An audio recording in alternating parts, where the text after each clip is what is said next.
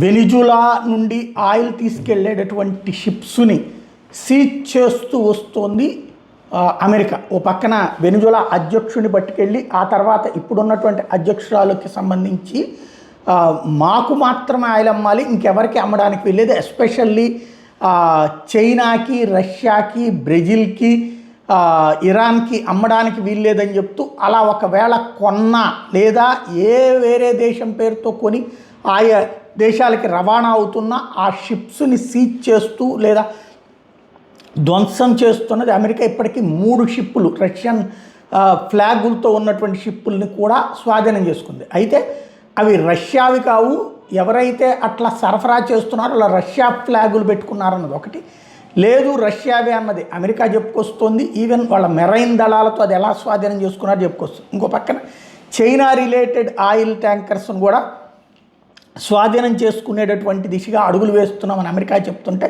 China భారీ warning ఇచ్చింది. America కనుక తమ షిప్స్ని ఆపితే తీవ్ర పరిణామాలు ఎదురవుతాయి అన్నటువంటి హెచ్చరికను జారీ చేసింది. తద్వారా భారీ సంచలనాత్మకమైనటువంటి పరిణామాలు రాబోయే రోజుల్లో, ఏదైతే మొన్న కొంతమంది ప్రిడిక్ట్ చేసినట్టుగా ఇప్పుడున్నటువంటి లెక్క ప్రకారం రాబోయే రోజులు ఉద్రిక్త వాతావరణాలు, ఏడాది ఎండింగ్ దాకా జరిగే పరిస్థితులు, పరిణామాలు కనబడుతున్నాయి.